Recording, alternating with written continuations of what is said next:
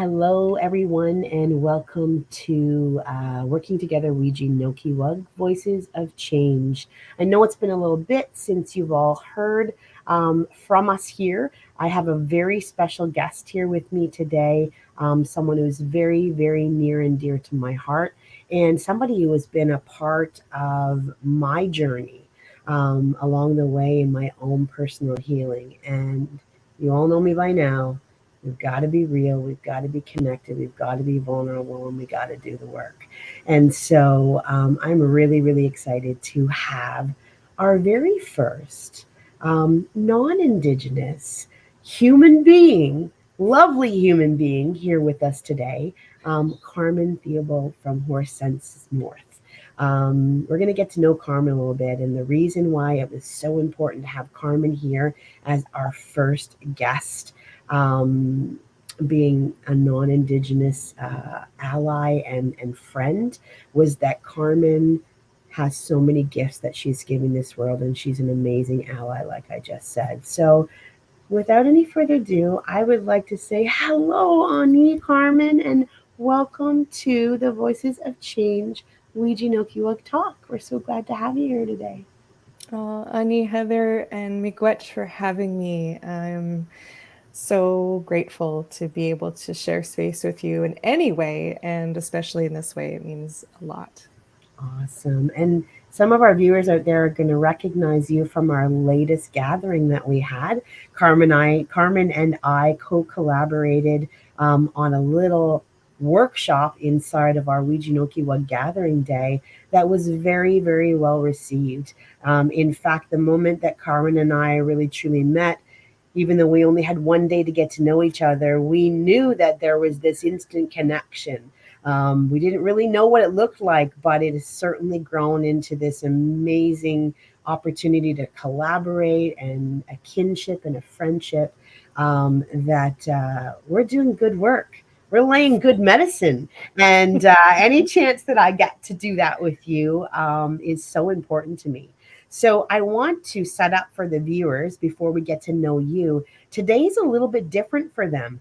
Um, I I volunteered to be very vulnerable with Carmen, and go to the farm and wear this silly thing on my head, to capture an experience with Carmen and her team. And we're going to learn about her team here in a few moments. But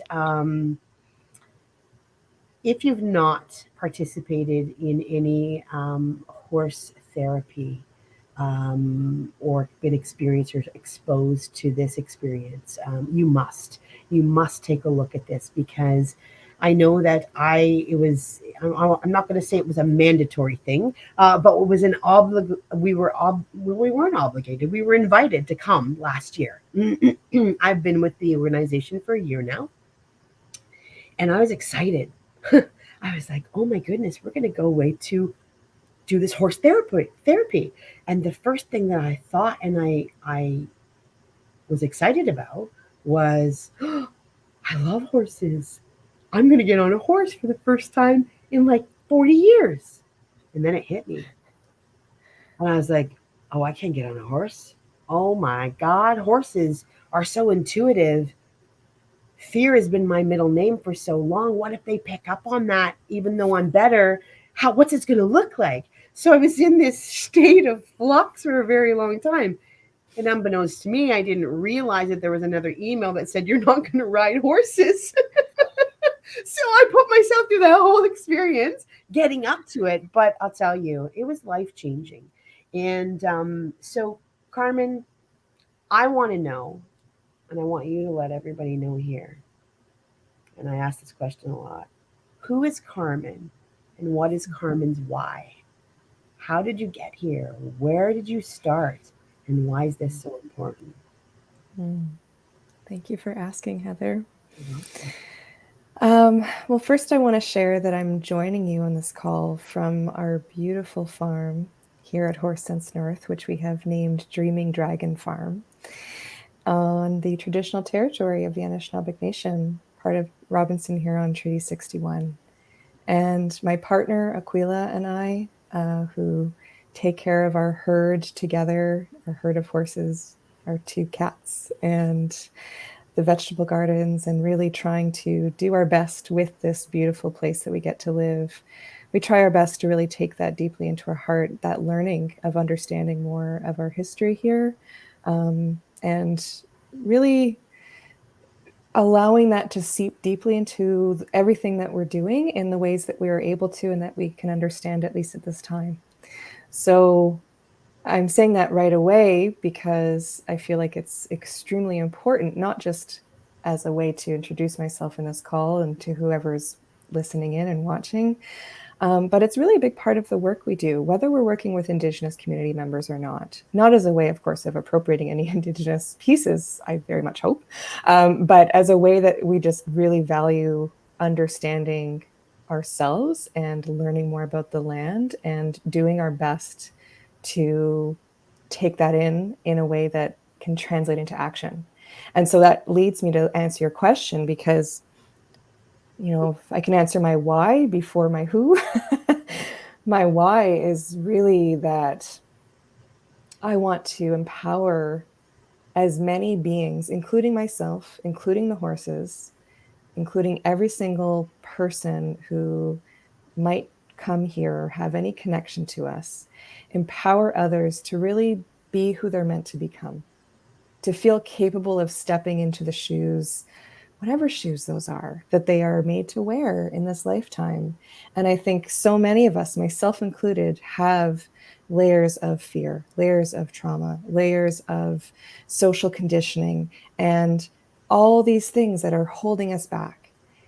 And learning and working with the horses has been truly the most incredible education and embodiment education that I've ever received about how to really fully become more of who I am, to be empowered in who I am, not just, hoping it's okay, but really feeling strong in who I'm becoming, making mistakes, getting it wrong, all the things, but empowered enough in myself to feel okay about that by learning how to use power in healthy ways. And I know that that's a really kind of difficult word for many people, understandably.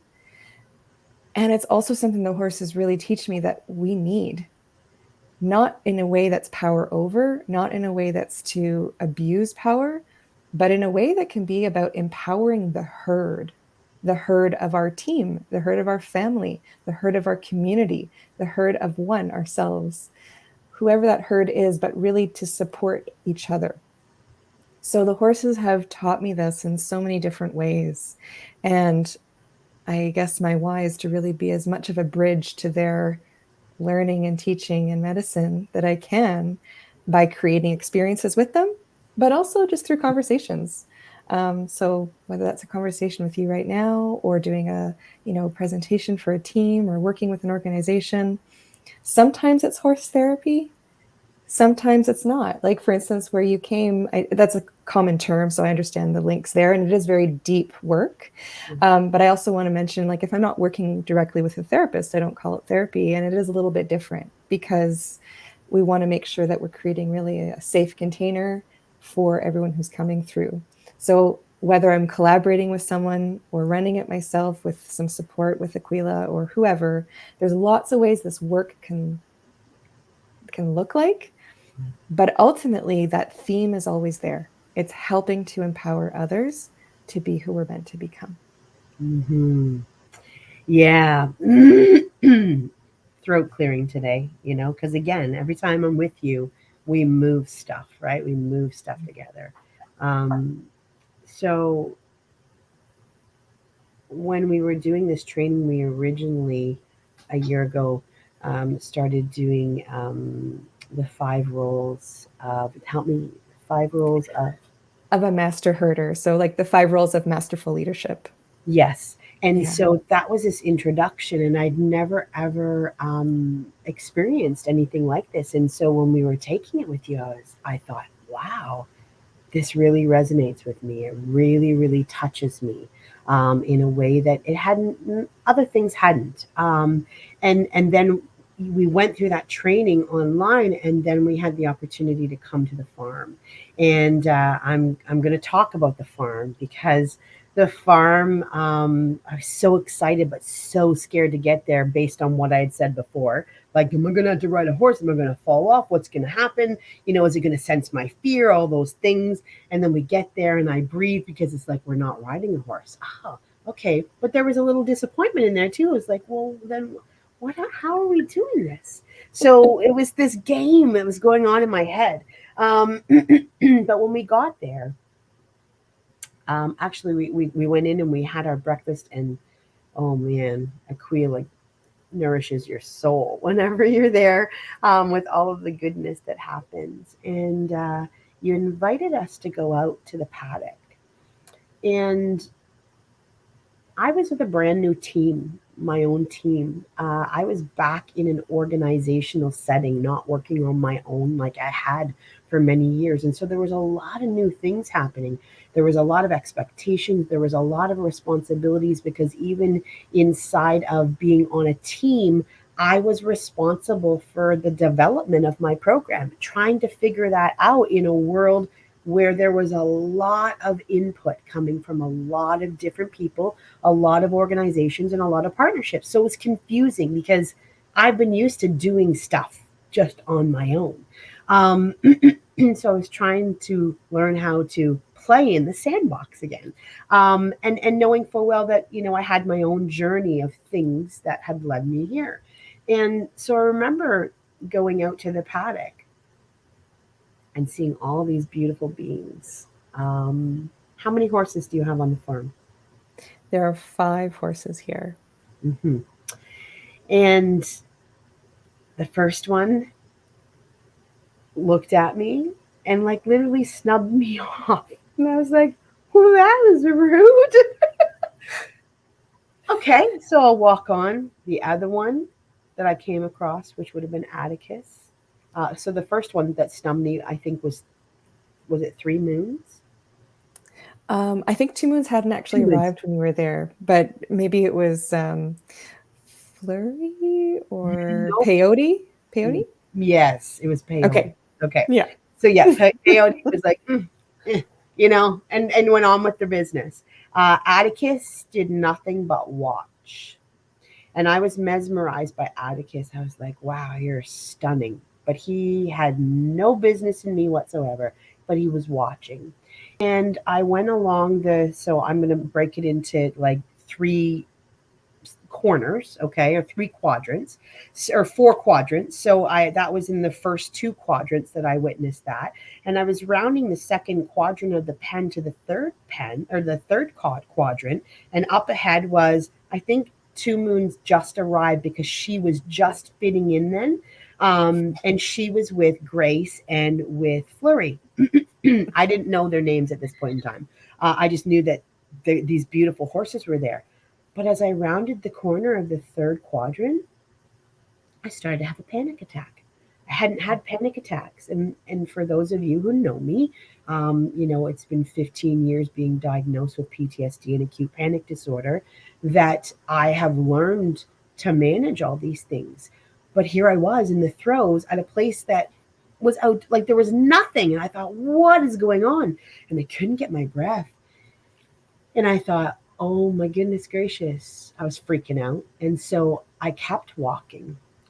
But as I started to walk between the third and the fourth quadrant, the horses were up here. And as soon as I started to have that panic attack, both Grace and Flurry, their eyes were up and they watched me. And as I was approaching, they were approaching. And so Flurry took a back seat and Grace took on a role. And as I got closer and closer, I was trying to get my breath. And I was succeeding in doing that and calming myself down. But what I realized and witnessed in the moment, that here was this beautiful black horse was suddenly walking with me. And as she was walking with me, she kept doing, and I was observing her belly, like literally taking on big breaths. Now, in my panicked mind, trying to navigate this, I was like, oh my Lord, the horse is having a panic attack too. And then it hit me. She's breathing me. And I started to focus on the breath that he was doing in her belly. And I started to calm down. And then she just stayed with me. She walked the third quadrant, the rest of the third, and the rest of the fourth with me. And Flurry was behind. So not really like just there, just present. That was all there was. So that was fine. I got all calmed down, went inside. We went about our business, went about our work, and then you brought the horses in. And we were all sitting in a row as a group. And you said, okay, who wants to go first? And of course, nobody is saying, I want to go first. And in comes this beautiful tan colored horse. And I was like, oh, that's really, he's really beautiful. Well, I didn't know he was a he. They are very, very beautiful. But as soon as he walked through the door, he had eyeballs on me. Like I literally, he was burning a hole at me. And I kept moving back. I was sitting back in my chair. And I was like, yeah. And you're like, who wants to go? And everybody's like, oh, well, and he was having none of it. He literally stopped in front of me with you. You were trying to get him in. You're like, oh, that's interesting. And then he turned around whenever you asked people and they're like, oh, well, I can go. And he stood right in front of me and looked at me. And then you started to laugh. And I was like, well, I think I'm going because clearly, and then you said, I've never seen him do this before. He had this intention that you were it, right? And so I got in the pen with Flurry. And I want you to talk about Flurry and his story so that so you can give some context. But when I got in that pen with Flurry and we had this experience together, I literally lost track of time. In that moment, he gave me the gift of unwinding and unlayering so much trauma that I knew I had worked on, but it was a whole different level. He opened it up in a whole different level and just took it. And I'll never forget that. And that was one of my first two experiences that day, because then after that, Grace came in to work with us as a group. And Grace then taught me so much from there. Like she was just, I just can't even, it was such a powerful experience for me. So would you share with us Flurry's story? Sure. Yeah, I'll share a piece of it anyway. Flurry came here, I guess, about 6 years ago now. And he came with a lot of anxiety. In a lot of ways, he was kind of shut down. Like he was the good boy. He'd do what he was told, well behaved, but there was a lot going on under the surface that he was very guarded about and that he had a lot of angst about because he was protecting his heart, is I guess the best way I can put it. And he's gone through, as have all the horses here, and this is really imperative for the work that they do and the work we do with them. They always have a voice, they always have choice. So like I said in my little intro, I'm looking to empower not only the people but the horses too, to help them through their own healing cycles. So if they choose not to work that day, they're not working. I'm not going to force them to come. They're not just a tool. We're really partnering in this work. And so Flurry wanted to come in that day, very clearly wanted to work with you. And so him having gone through those kind of cycles of healing, he's become a lot more expressive. But it took time, and it had a lot of winding path moments where he would kind of come out of a shell and then close back down, and then come out of a shell and close back down. And even to this day, he still carries anxiety for sure, but so much less than what he did, to the point where he looks forward to meeting new people and actually working with new people, partly because he feels very safe and protected in our care. He knows he's not going to be harmed in any way. He knows he has that voice and that choice. So if he doesn't like what someone's doing, and he's always free, he's at liberty, he can just walk away. No one's going to force him to have that contact, that physical touch, if he doesn't want it. So we've really helped give him that empowerment to have boundaries And some people might hear that and go, what, a horse needs boundaries? They're a living being. They need boundaries too, just like we do. So through that process, he's really become more expressive, and we'll still call him the master of subtlety, because it might seem like he's really calm, but there's a lot going on under the surface. So it's not that he's going to explode, but he might be feeling a lot of feels, but not necessarily show it very outwardly. We have to really be listening and paying attention. Yes, and thank you for that. Um, and when you told us that, because you don't tell us those things until after the horses are gone, I pretty much dropped to my knees. I, that was, there was no question why that was happening, because that I was that person. I was living a lot of those things.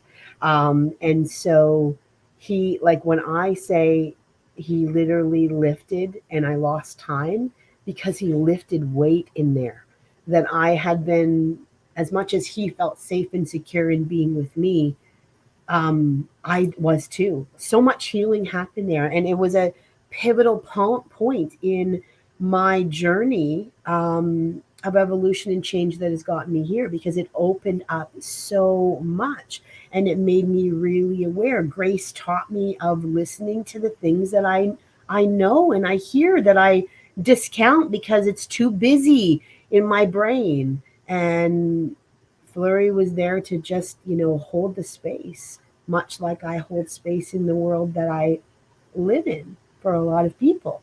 But to be there and have that, I was like, oh my goodness. And it showed me those deeper, vulnerable pieces that were still looking to be acknowledged and honored and recognized, and to not discount them. So it really was a pivotal change for me, because it stripped away a mirror, it stripped away an illusion, that, here I was in this new organization. And I'm not saying I was putting up illusions or anything, but you come in a little guarded. We come in masked, right? Because we don't know exactly if it's a safe space. And then we're being asked to do really vulnerable things and to show up in those ways.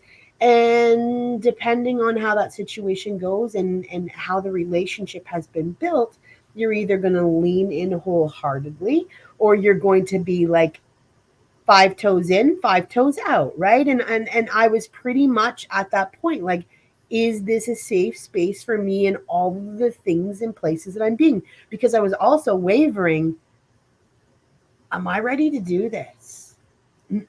Am I capable of doing this under this much pressure based on my past experience?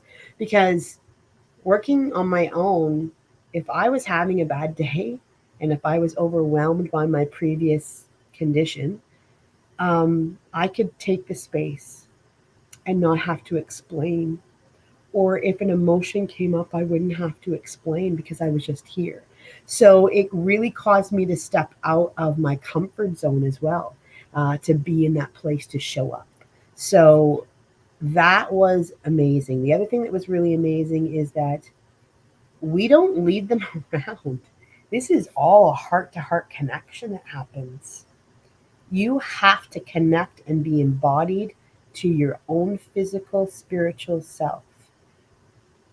And when you are, then you're engaged with the being in front of you. There's no coercion, there's none of that. And you're going to see that whenever we show the videos here of that experience, that it's not, it's a full on, in your face, vulnerable moment. I don't have treats in my pocket. I got none of that stuff. I'm literally like, I have to stand in my own power.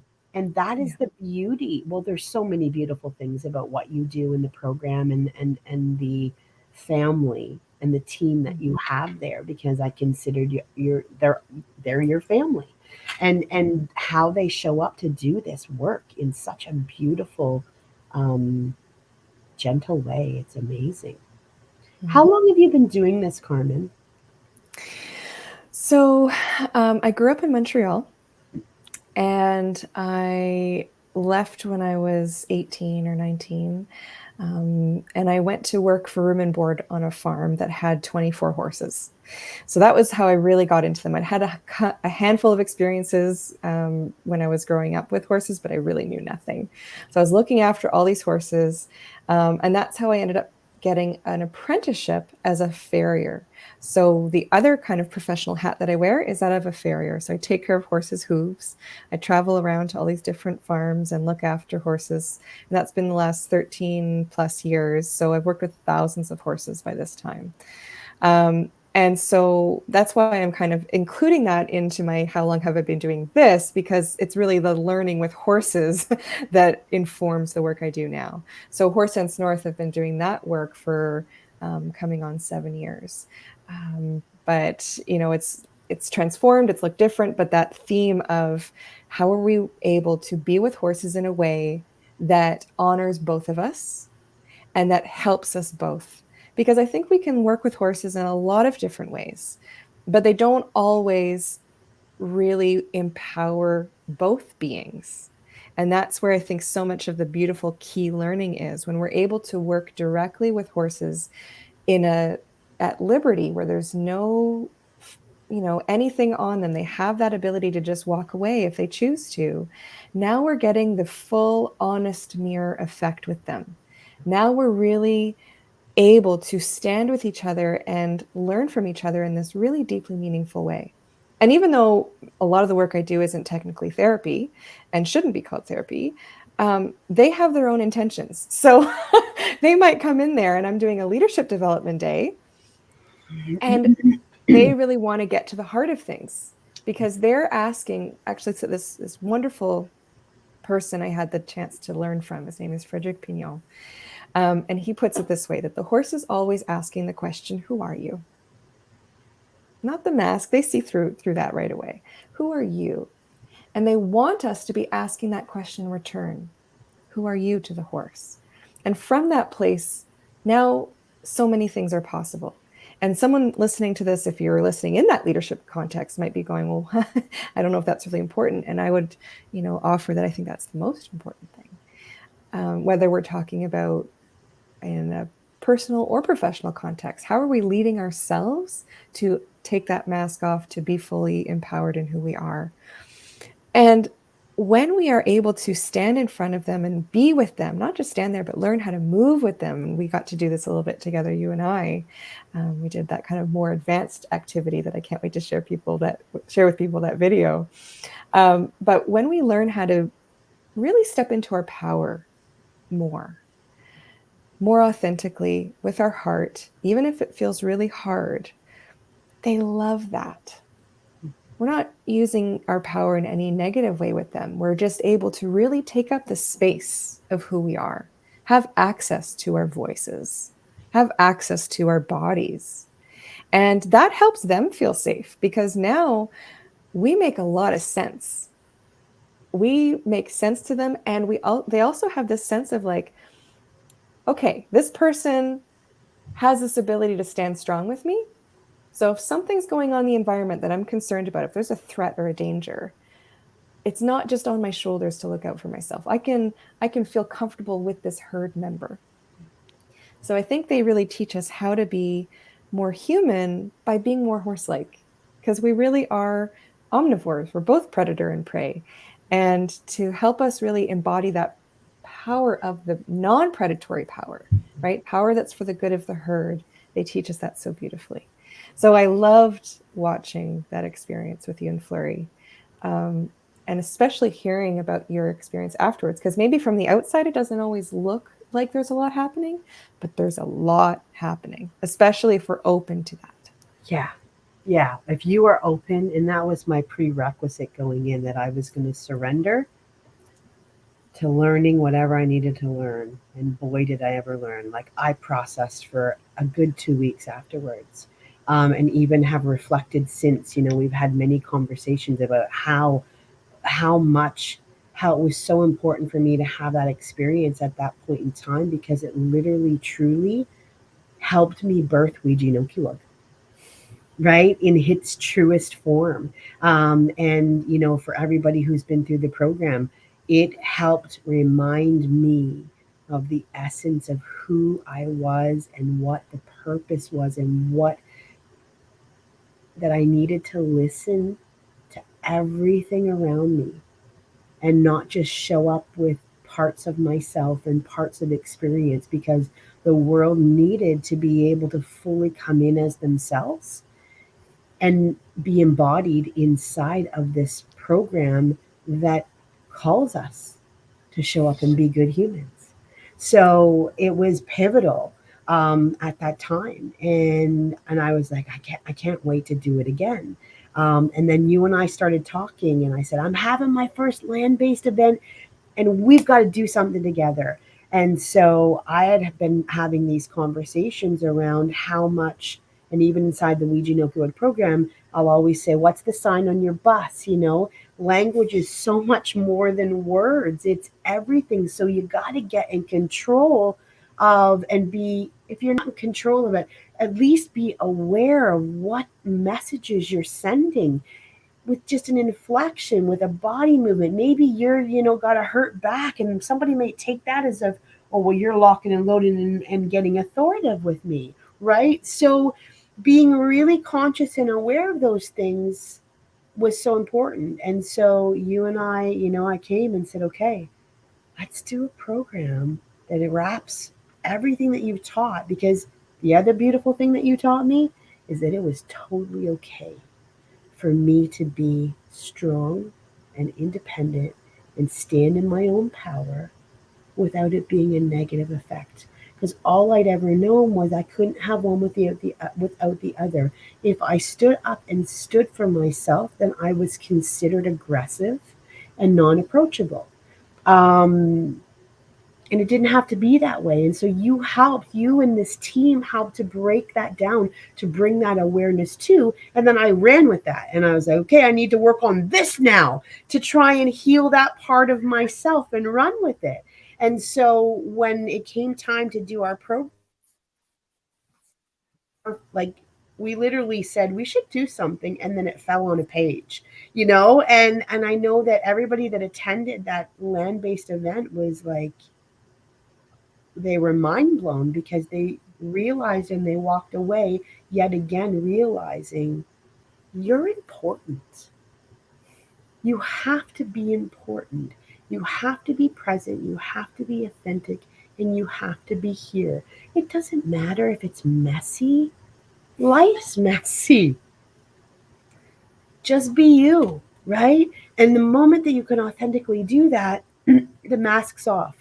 We did this for the sole purpose that we recognize and realize that so many of our frontline workers right now, they're masking up, they're armoring up. They are in a world where they just got to push through. And that's not conducive to any kind of whole body embodiment. It's adding to the trauma, the stress, and the pain. And so that was why we had this conversation. Let's do something that reminds them, hey, come back to center, come back here, and there you can lean into all these things. It's another reason that you and I said, well, it was at that moment I was like, I'll be your guinea pig. I'll come to the farm and I'll get vulnerable and real for the good of the herd, okay? And we'll show them what this looks like, so that they don't have to be afraid, and they don't have to be in a place of thinking that it's got to be all put together in a perfect way for it to be perfect. Yeah. Yeah. Can I set up our first clip a little bit? You too. Yeah. Okay, super. So, because Heather and I have already done work together, and we've had other experiences of growth together, I knew Heather was ready for this more advanced activity called Leadership Through Relationship. And so I wanted to make sure people know that this is not the first thing people are expected to do, because it did require a higher vulnerability level and a little bit more skill set with some of the tools and things that we've practiced. So you really jumped into that so beautifully. And yeah, I'll leave it to you if you want to add anything else. But it was just such a joy to be there for you during this session that we're going to share. awesome, and we're going to share that. And I have to say that I was not prepared to do. She caught me off guard, and I was like, "Well, you signed up for it, didn't you?" So here we go. And I also have to say that this too came at a time that I was questioning my ability to lead, and I didn't even know it. So with that, I'm going to play the clip, and then we'll talk about it afterwards. So everybody, no laughing at the crazy faces that I make. Not only did I have to be vulnerable and in my own space and surrender to that and communicate with this beautiful being that was coming in here, I had to have a camera strapped to my head in order to give the full body experience. So I do make a little bit of crazy faces here. So here we go. Start. All right. So, oh, we started. Don't laugh at me. Oh, beautiful Grace.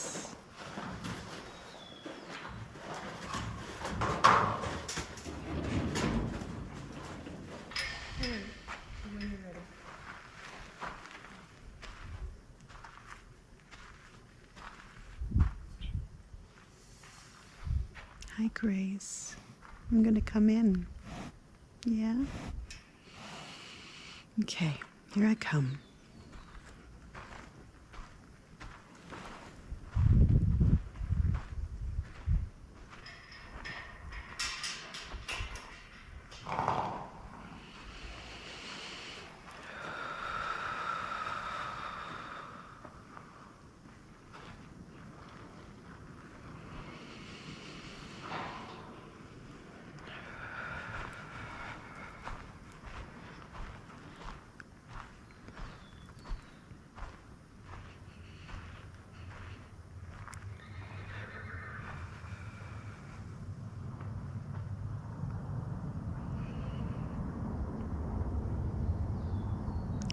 And I can walk towards her from here, right? From this direction? Okay.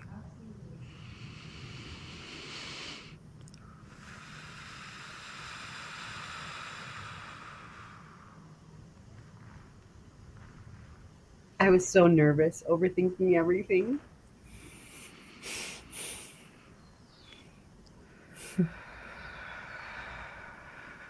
I think that's really relatable for so many of us, especially when we do something new.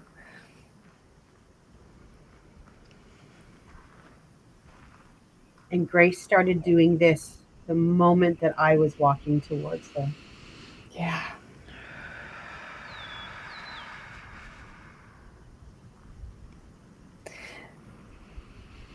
So I could have set this up a little bit better, but basically, Heather's doing these tools that we've practiced together to encourage Grace to start walking with her without anything but the breathing and these, really being embodied in this way, which might seem really hard, and yet you did that. You got Yeah. her. That was the first time. What was it like when she actually started walking with you that first moment? Oh my goodness gracious. Well, if you saw Grace, so what I want to explain is that here I was, I had this thing strapped on my head, and I was like, okay, everybody's watching. So please, Heather, connect, right? Don't, the pressure's on. But again, Grace horses me, and you do that too. And I want to explain to people what it is. It's just that I call it that breath. It's that taking that big breath in. She reminds me to breathe because Grace was the first horse that walked with me when I was having that panic attack when I first was there. And so, I think that there was, as soon as you saw her ears go back in the pen, it was like, oh, you're familiar. Right. And what does this look like? And then she was already picking up. So going into that, I had so much pressure across my shoulders and my neck. Like it was literally running into the back of my head and it was coming into my jaw. And I thought, stop, you're freaking out over nothing. It is simply another being that has a spirit. We can do this. But that's what I was feeling. And then after I came in and I started walking, because I literally, as soon as I walked by her, she started doing that thing with her mouth like that. you know? And I thought, oh, okay. And it was by the time I got to the halfway of the pen mark and she was really doing it, it was like she was trying to cough something out. And I was thinking, oh my God, this is my jaw. This is my holy Hannah. And so then as I was walking to her in the first little bit, that was me processing. I'm holding my jaw, my neck, this tension. She's trying to bring my awareness to it, and I acknowledged it. And the moment that I acknowledged it, Grace started walking with me, and and I was like, okay, we can do this. This is a first step. Yay! So yeah, that's where that was at. And if I can add to that and give a little, other perspective there too, Grace, well, first a little background on Grace. Part of the reason we asked Grace to work with you that day is because I knew that you'd had this experience with her where she really helped bring that breath back into your body. And this is really a skill that she has. So she tends to be my rock partner in this work. Not that she says yes to work every time we ask, but most of the time she does. And I have this really big trust with what she brings to the table. She's our eldest horse. She's the matriarch of our herd. I really consider her like an elder to me. She's super wise, and she's also really skilled at transforming emotion and tension and stress and even trauma within us. So not that I want to put that on her, but I see her doing that on a regular basis. And every session with her is going to look different, right? What we're seeing in these videos, it will never be repeated again. Not between you and Grace, not between anyone else and Grace. It's always unique to that moment. So with that in mind, about Grace really being this wise horse who wants to help us heal, wants to help us grow and step into who we are, she's really offering these opportunities to reflect back to what's going on, but also to help you move through it.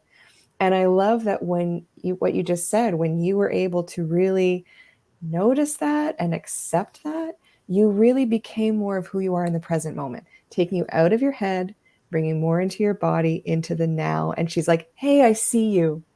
Now you make a lot more sense to me. I'll walk with you now. And that's exactly what she did. Now, go ahead and set up the second part. She taught me so much in that ring that day. And the fact that you sprung on me, we're going to do leadership. Oh, okay. All right. But boy, did Grace teach me about leadership. Well, I hope it wasn't too much of a spring on you. But I really do see you as a leader in so many ways. And all of us, I think we're all leaders. And, when we do leadership activities, it doesn't have to be because we have a position or a role of leadership or authority as a leader at all. But I think all of us can really lean into, how are we leading ourselves in this moment? How are we leading even those around us who we're not officially a leader, but in this moment, is there a way that I can elevate, that I can empower others, that I can support, that adding something positive to the situation, whether that's personal or professional, but what can I do to really kind of contribute something of meaning and of value and of importance to the herd, whoever a herd might be. So especially having been through your Wijinakiwag program and all of that, I was like, and I felt like Heather is ready for this. So I'm so glad you accepted that challenge, so to speak. Yeah. And part of this is not up to me about what it's going to look like, right? Because Grace has so much. I kind of just set the context. You and I practiced a few things before these videos got taken, before you went in with her. But ultimately, it's what's going on between you and her. What's the relationship like that's unfolding in there? And what does she really want to teach you in that moment? So in this upcoming clip, we'll see how Grace had some really important things. It was like, okay, you're willing to show up, you're willing to be here in the present, and can you do the next step, which is to really own your space? Yeah. And I was I was struggling with that. I was struggling with that in a lot of things. I've always been that person that everybody can count on. I've always had that drive and that want to be there. but I will not take a center stage, so to speak. I have been told the story and the narrative in my life was if you are showing up and standing in your own personal power with your own voice, then you're being authoritative, and that is wrong, and you are wrong, and you should not be doing it. And like literally, I had no idea that this is what was going to come about today and about on this day. That Grace was going to teach me and challenge me. Um, and it was so interesting. And you'll hear like there are a lot of emotions that happen through this because as this is happening, I'm realizing my whole body how I get in my own way. So you get to watch this now.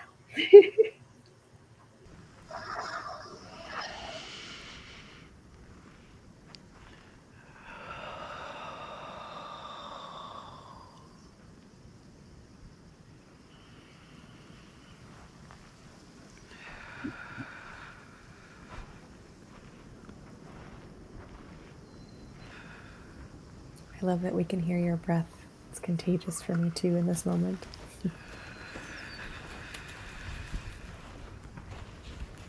Oh, thank you, beautiful. You're gorgeous. Thank you so much. And stop. I'm going to come up beside you. Can I? So I'm just going to pause here for a moment because she came with me and, we were together, we were connected.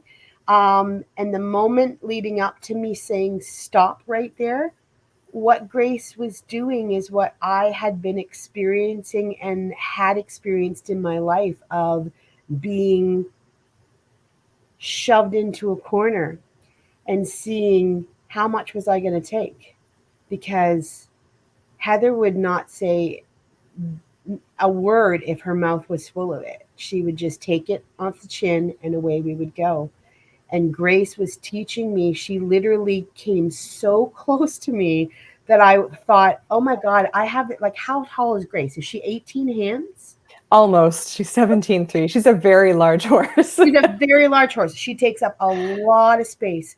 And Yeah. here I am walking beside her, and she scared me, but didn't scare me. And that's what you see here. I was like, she forced me to actively use my voice and say stop. So this is where we leave, or where we go next.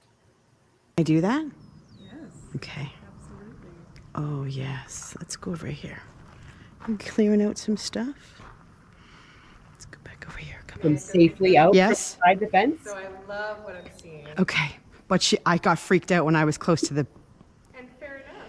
Yeah, because now there's this big horse and a gate Yep. or a panel and you're in the middle. Yep. So one of the things Grace is showing you, or could be showing you, is about taking up room, holding your boundaries even as you're engaging in this leadership through relationship. Oh, okay.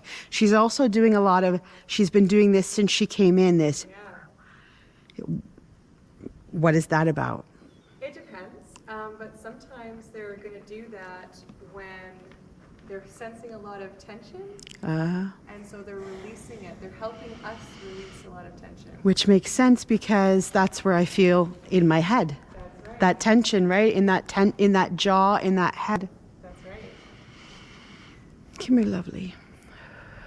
Come in. And so as you walk this time, walk with purpose, Okay. walk with energy, take up your space. Oh, you are a mighty teacher.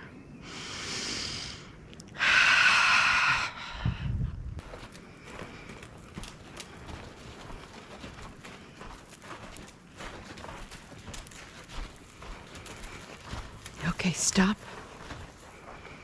Oh, I think that's this is it. oh no, it's the same. She's really teaching me about boxing me in, aren't you? Putting me in my uncomfortable zones. Touche, I get it.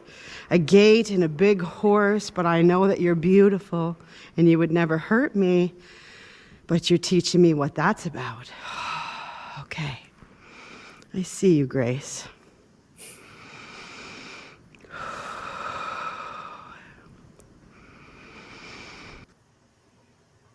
So she did it a second time.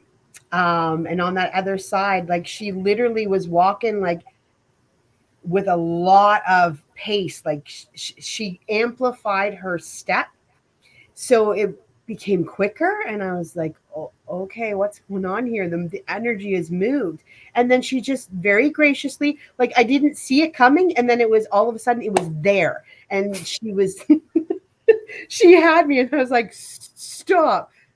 And immediately she stops and it's like, oh, okay, all right, what are you going to do about it? Yeah. It was a real eye opener for me, right? Because I had to stand in that power. And I absolutely love the fact when you were talking about how when she stopped me on the first trek around, and I walked by her and I was like, what was that about? And then you're explaining what it could be about. And then she looks back at you and like, it's going to take both to tell her.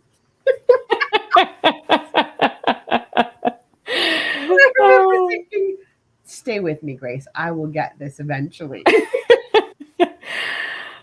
Well, and you can also see from the video, like, yes, she's intentionally doing this without any malice. Yeah. No judgment. She's just saying, you're letting me do this. Yeah. And I'm not worked up about it. I'm not trying to hurt you. I'm really happy to do what you're asking me to do when you say it with authority. When you claim your space, when you have healthy boundaries. Yeah. And that was a huge lesson. Yeah. Yeah. And she's so happy when you kind of tap into that, right? When you're even in the video, you can see when you're speaking about it, she's kind of looking over at you and going, yeah. You got it, right?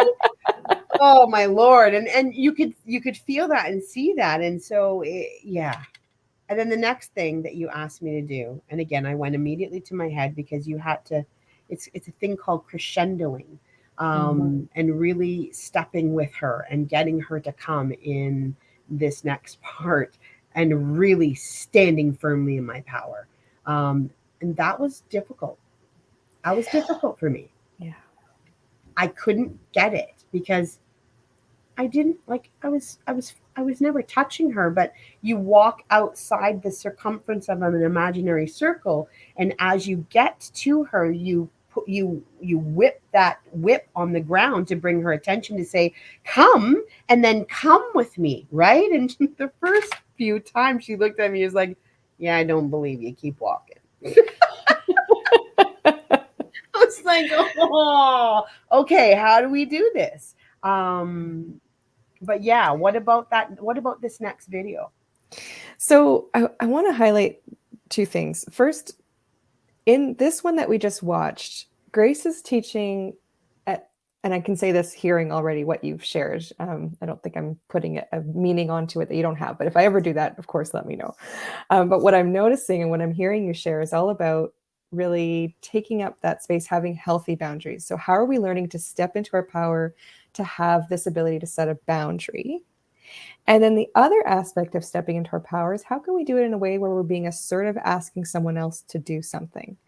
And neither of those things need to be negative. Neither of those things need to be, even in a way that's being in a position of authority or like in any kind of power over way. But we have moments in life where boundaries are needed to be safe, to be well. We have moments in life where we need to be asking someone to do something directly, whether that's about respecting our boundary, whether it's about because we're working on a project together and I need to ask you to, have some piece of that done by a certain time. And it's really important for everything to be able to work. And, that ability for me to speak that truth, to be able to be direct, but without being a jerk about it. Right. So this is something that Grace is super, super skilled at doing, where she teaches us even through her own actions, if we're not working with her, but just watching her in the field with other horses. And you mentioned crescendoing, how she uses her power in a way that's escalating, but in a way that matches the situation, and that she's really ready to like dial it back as soon as she gets what she needs. And as we say, kind of goes back to grazing, goes back to the sense of all is well.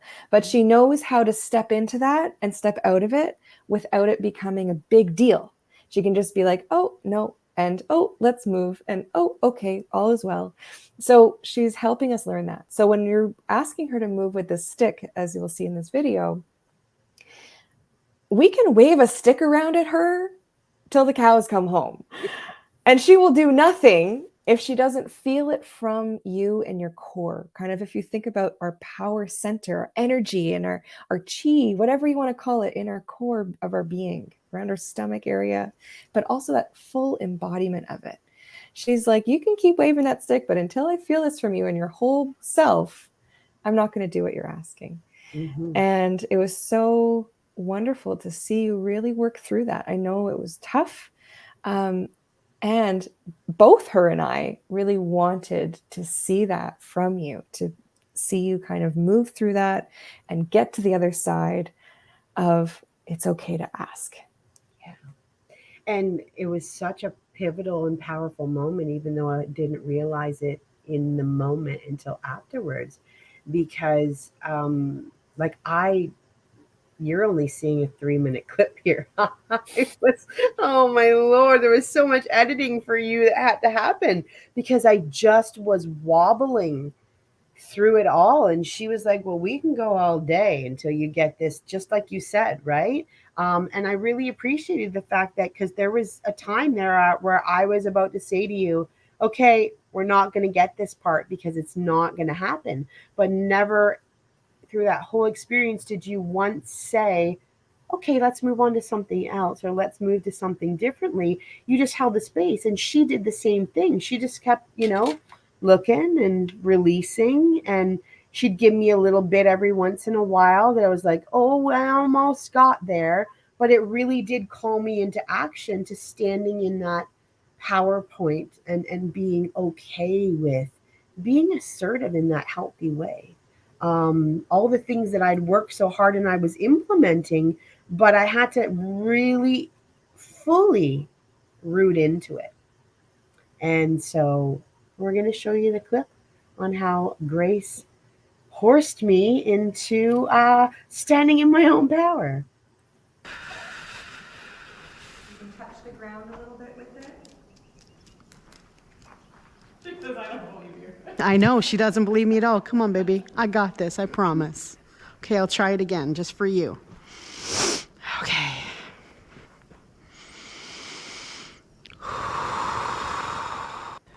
You're going to make me do circles again.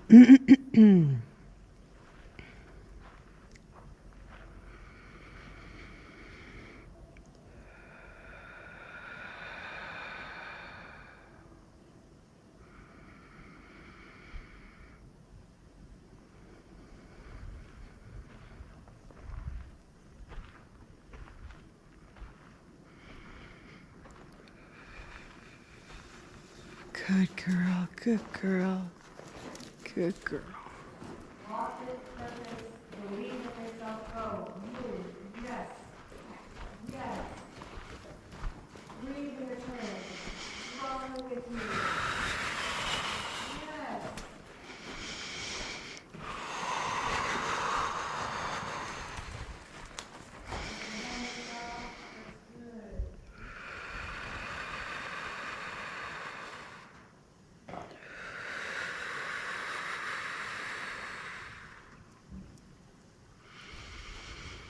Yes, beautiful Grace. Yes. Yes. Yes.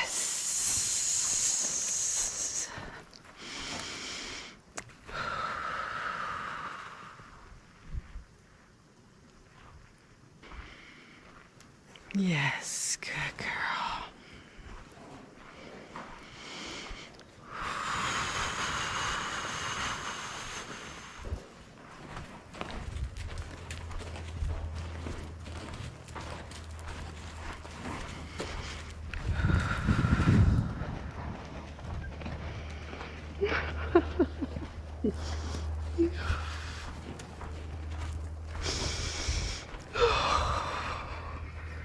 The moment Thank you, I got Grace. sick.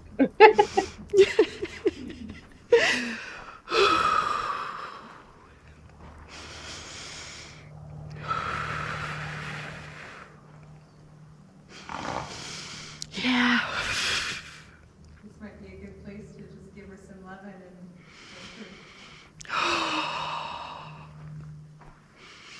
Oh, beautiful Grace. Yes, you're so beautiful. Thank you so much. Yes. Look at you. It's okay. I won't hurt you. I won't hurt you. Oh, you're so beautiful. Thank you. Yes, good work. Good work. Yeah, I'll come to you. Yeah. Oh, beautiful, beautiful. Here, honey. There you go. And one more. They smell so good. They smell like peppermint. Here. essential oils. Oh, thank you, Grace. Yeah, that gets me every time because it's that moment that um, we were just moving, and she had taught me. I'd gotten that lesson. So, and I think that's the part where afterwards you even said to me, that was so beautiful to watch you step into that leadership. And I had to say that experience, I mean, again, every time I lean in, every time I come to the farm and I put myself in this place and have these experiences, it levels me up, um, and opens doors and realizations, um, that are mind blowing, that I still process now. We did this in, when did we do this? Was it May? I don't even know now. I know, or was it April? I don't even Yeah. remember. Yeah. I think, yeah, but we recorded all this, and had this experience, and I look at my life right now and go, gosh, that's such a pivotal point, in just like it was before in my journey of being a good human, and healing. So, Jimmy Watch for that. Mm. I really appreciate it. Miigwech to you for allowing this to be filmed and to share that experience with everyone, and to be willing to really be stretched. I think that's a big part of the work. I want to reiterate, this was an advanced activity. Heather Yes. and I have a fair bit of experience together. This is not someone's first time. It's like, now No, you got to just figure it out. no. But I knew that you were willing and wanting to really lean into the growth, and that you were prepared and ready for this next step. And it's just such a gift to watch that progression. And I think we saw it a bit in the video too. Like at the beginning, it's really like figuring out, how do I ask this loose, huge being to move with me in a healthy way? And at the end, you're getting it, and you're getting it, and you're getting it. And I wonder now, after some time has passed, um, what, if you could narrow it down, like what would be the main takeaway for you from this whole experience? You both brought an awareness to me,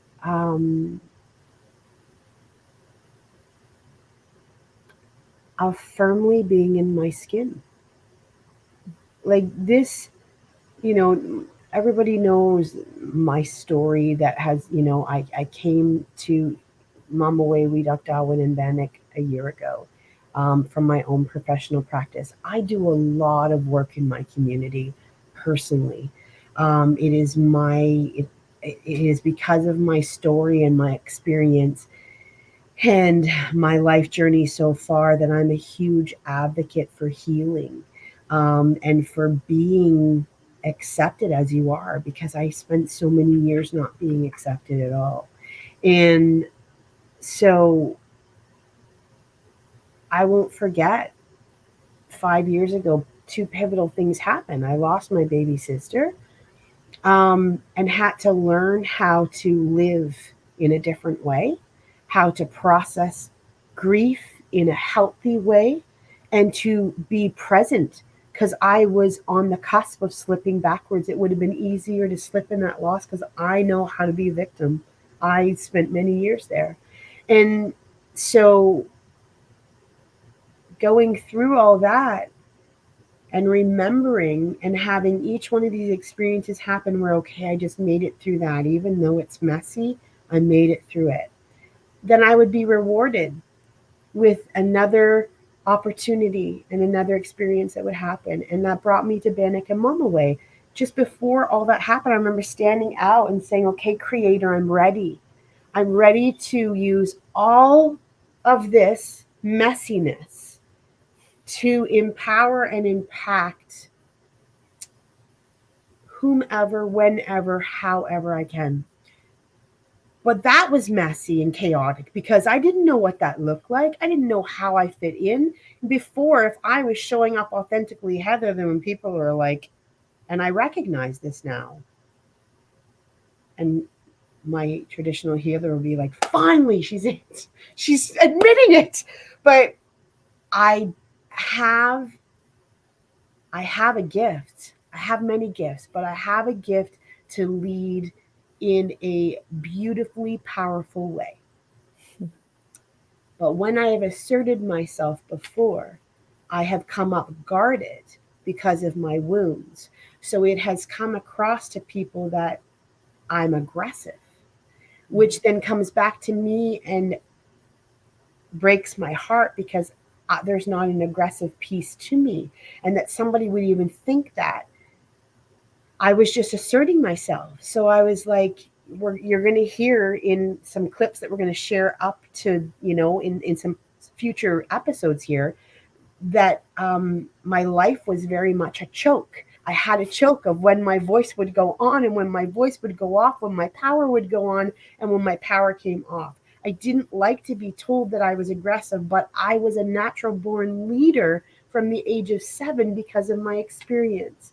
And it was a survival technique. And so I'm going to cry because I'm processing this right now. Jeez. Thanks, Carmen. But it's been that evolution to step into a healthy leadership that I have been afraid of. And so this experience, you called me to do that, and it was uncomfortable, and I didn't want to do it. I don't want to do it. I don't want people to think I'm mean just because I'm powerful. And that's the trickery that happens there.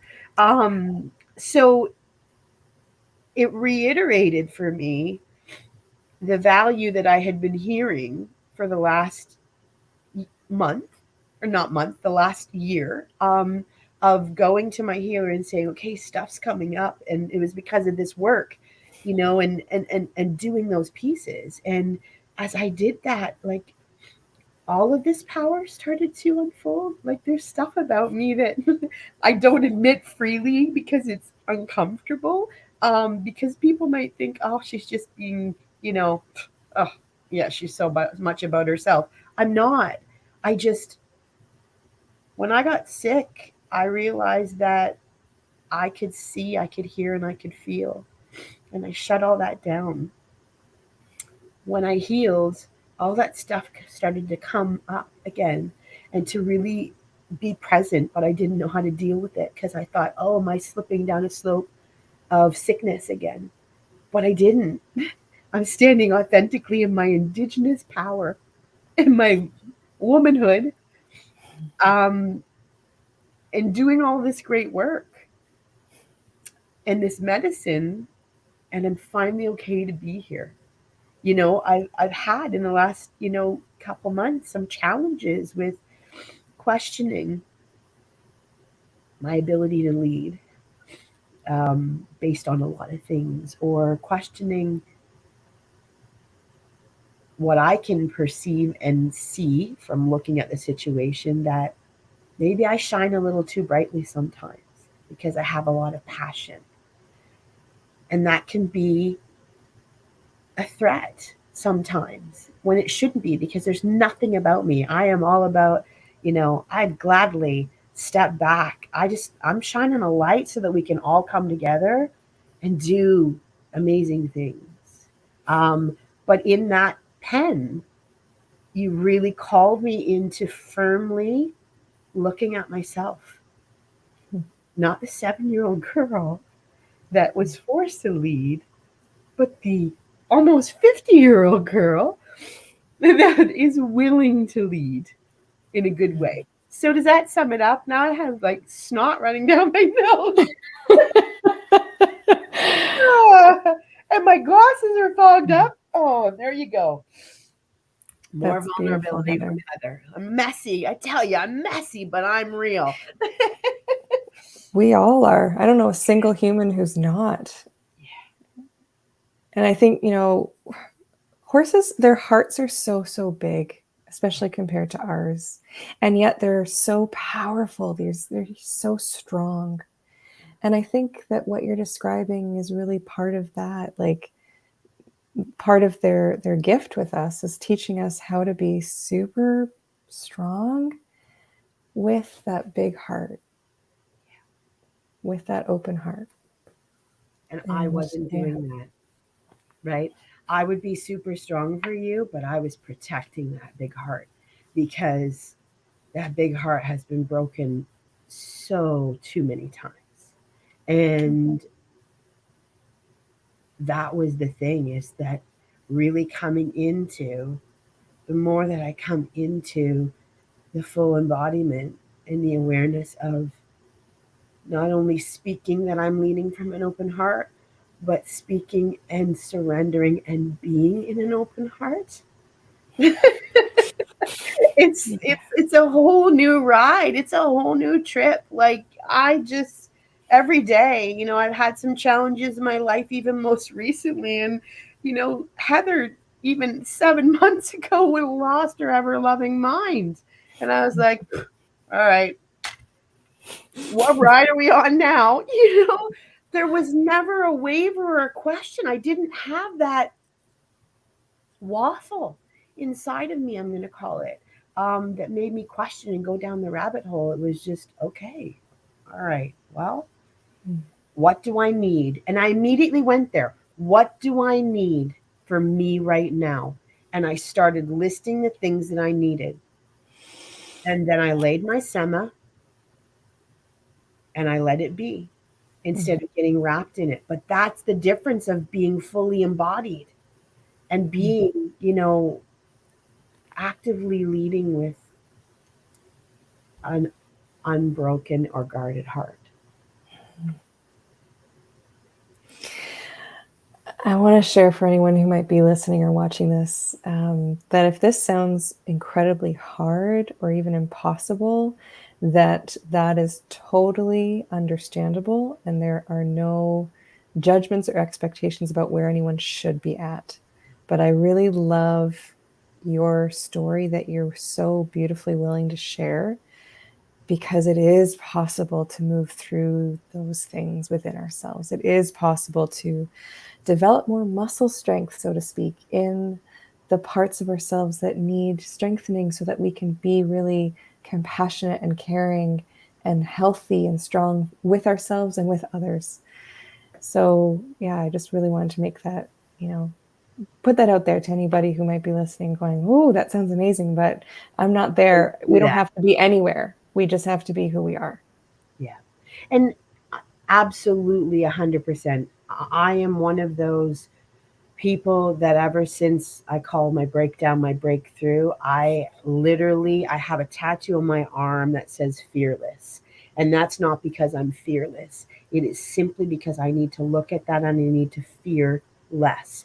And so when I get into situations where I know I'm bumping against old patterns, and I really truly I throw myself in.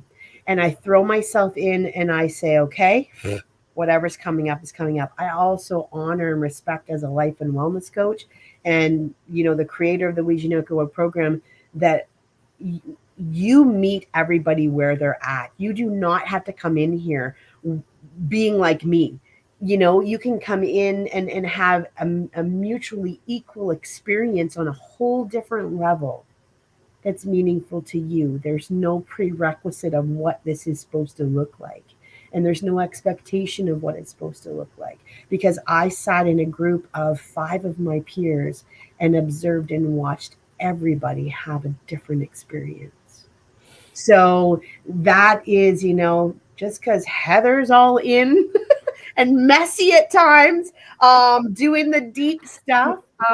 I've also been doing the deep stuff actively for 15 years, right?